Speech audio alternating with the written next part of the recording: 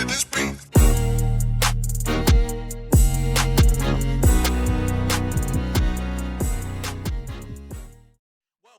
Welcome to another episode of Gamecocks Talk with Captain Will. I'm your boy, Captain Will. Make sure you like, make sure you share, make sure you subscribe to Gamecocks Talk with Captain Will so you can continue to get the best Gamecocks coverage going. Today, you are now rocking with the best. And since you're rocking with the best, come rock with your boy, Captain Will. We got a good one today, y'all. I said we got a good one today, y'all. Charlie Creme, ESPN Charlie Creme came out with his way too early women's basketball poll. In this poll, you got the South Carolina Gamecocks women's basketball team ranked seventh in the way too early poll. If you're not familiar with Charlie Creme, this is the guy. Charlie Creme does his projections before the NCAA tournament. And normally he's on point. He does a men's tournament, he does a women's tournament, and he pretty much gets every one of them right in regard to putting them in the tournament. Okay? Not only putting them in the tournament, he gets them right by putting them in the region, in the seedings, and everything. So he's on point. So he has the Gamecocks ranked 7th going into the 2023-2024 season. And ahead of us, I should say, he got UCONN number 1. Of course, he's going to have UCONN number 1. ESPN loves UCONN. They do. We all know that. We all know that. But they do have Paige Becker's coming back, one of the best players in the country. She's coming back from injury. They got Asa Fudd coming back. She came back late in season from injury, but got them number 1. Number 2, they got Utah. Not for sure why they got Utah number 2, but we're gonna rock with number 2. Number 3, they got LSU. LSU just won the title. Salute to LSU for beating Iowa. Thank you. And it should have been in South Carolina, but got LSU number 2. LSU got number 1 point guard. Her name is Michaela Williams coming to as a freshman coming in. They got this big 6-foot center. I think her name is Della DeRoziero. I watched her McDonald's All-American. The girl went out there and hit a 3. Hit a 3. 6'6", very talented, and they just won a championship. They got Andrew Reese returning. They're gonna be nice once again. Got number 4 Iowa. We just saw Iowa, and Caitlin Clark, sensational player offensively. Got to work on the defense, but sensational player offensively. And then the guy UCLA. We both race UCLA, but whatever. Then they got the Gamecocks. The Gamecocks got 7 seniors. Got 7 seniors who gone, potentially gone. Okay, because we're gonna talk about that a little bit more. For sure. Kierra Fletcher is gone, and Victaria Saxton is gone. Both of those players are gone. They got no more years of eligibility.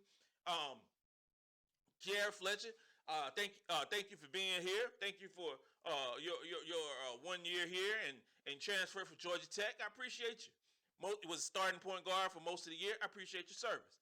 Then we have Victaria Saxton. Appreciate everything you did here for the Gamecocks. Wonderful leader, the grandma of the group. Thank you for everything you've been doing for the Gamecocks. I know you're going to do great things in the future. Both of them are gone. Then we go to Aliyah Boston. Aliyah Boston declared for the draft. Declared for the WNBA draft. We all know what Aliyah Boston has accomplished. We all know that she's a great one. We all know that the WNBA draft is April 10th, 7 p.m. We all know that she's the presumptive number 1 pick going to the Indiana Fever. Indiana Fever already got Destiny Henderson, so it's going to be a reunited, and it feels so good with Destiny Henderson and Aliyah Boston. Okay, so we got Victaria Saxton, we got Kierra Fletcher, and we got Aliyah Boston. Stay with me now, because there's a lot to talk about. So last night was, early in the day, because I don't know why they had the game at 3:30 p.m. when it should have been in prime time. You already got the extreme numbers, so put them in prime time. But they still got to get it together. They got ESPN, ABC. They got to get it together and showcase the women the way they should be. Should have been at 8 o'clock, and we should have been talking about it for 3 hours in the pregame show. But it came on at 3:30 p.m. Game on 3:30 p.m. Okay, so the game was over. 5:30, 6 o'clock. Everything's on. And then if you're a Gamecock fan, you already know that, with us losing on Friday, the way it works when you declare for the WNBA draft, you have 48 hours from the time that you lost in order to declare. So you do the math. We lost Friday night around 11:30, 11:45 p.m. on Friday night. So we got 48 hours. We got 48 hours in order for the ladies to declare for the draft. And you know what I'm talking about? We're talking about Beal. We're talking about Letitia and me here. We're talking about Zaya Cooke. We're talking about them. Okay? So, I'm watching after the championship game. You know, my wife and I, we chilling. We relax. We watching stuff on the DVR. Yeah, we those type dudes who still get on the DVR. I ain't down with all the streaming services just like that, but we watching stuff on the DVR. So, I'm one of those dudes who still watch network TV. Still watch network TV. So I'm watching stuff, and then as the night goes on, I'm refreshing. I'm refreshing my Twitter. I'm refreshing my Facebook. I'm refreshing my Instagram just to see what Beal, what Zaya Cooke, what Letitia me here are gonna do. Cause you know that's how they announce. These young kids, they always announce on the Instagram or on the Twitters. So I'm refreshing. By every 10 minutes, I'm refreshing. My wife's saying, "What the hell are you doing?" I'm saying, "I'm trying to find out what's going on with the Gamecocks." So 12 o'clock midnight comes. Ain't nothing happened. So this whole time, they didn't declare for the WNBA draft. So what does that mean? What does that mean for Gamecock fans? If they didn't declare for the WNBA draft, does that mean that they're coming back to the South Carolina Gamecocks to run it back, to do it again? Well, I don't know because, well, I kind of do know. Because if let's say Zaya Cooke, for instance, Zaya Cooke, all three of them have the option of the COVID year. All three of them have the option of COVID year. They can come back another year. Does Zaya Cooke have to say that I am coming back to be a Gamecock for one more year? She don't have to say that. She don't have to say that. What Zaya Cooke does have to say is I'm declaring for the WNBA draft. That's what she has to say. That's what Beal has to say. I am declaring for the WNBA draft. Letitia and me here has to say the same thing. I'm declaring for the WNBA draft. Okay?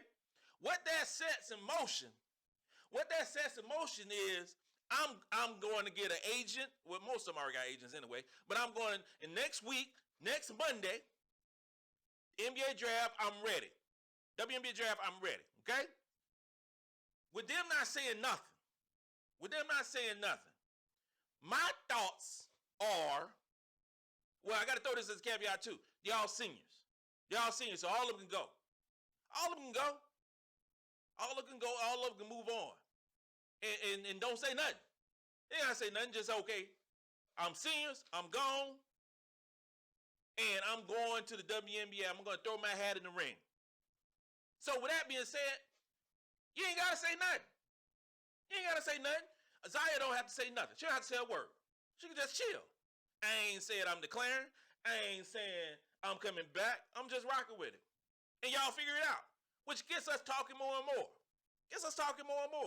So, Cam Will is going with the precept.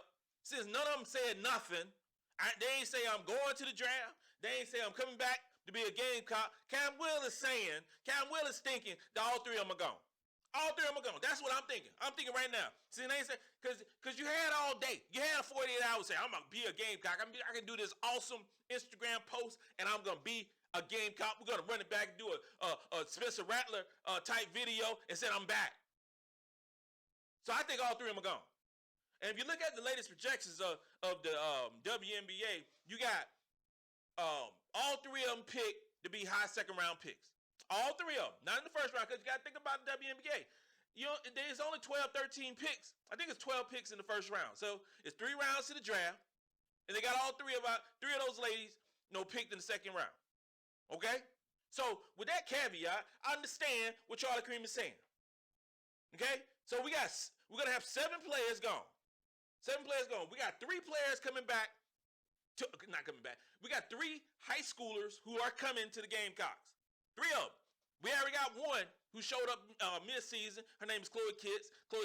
You're not familiar with Chloe Kitts. Her background, she was a McDonald's All-American. She was ranked as the 17th ranked player in the 2023 class. She graduated early, and she came mid-season. Okay? So we throw him in too. No, I don't even want to count. I don't want to count what she did this season because she didn't do much except watch and do film work and work out. Okay? So we got Malaysia Full Wiley from Columbia, South Carolina, who will be arriving. She's a combo guard, the most exciting women's player, girls player in the country, who is coming to the Gamecocks. Then we got Tess Johnson, I think from Minnesota, outside shooter, dominant, can shoot the rock from the three, from the half court, from the concession stand. That's how she rolls. 5'10" shooter. So this whole thing, this whole notion of how teams is playing the Gamecocks, just sagging the middle and not giving no respect to the Gamecocks, and I'm talking about you, Iowa in particular.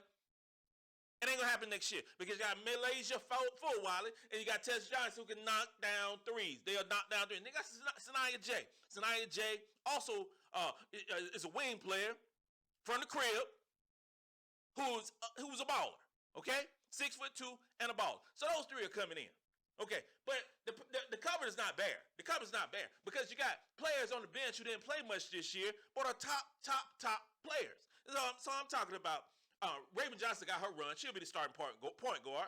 We got Talasia Cooper, who was sensational at South Carolina.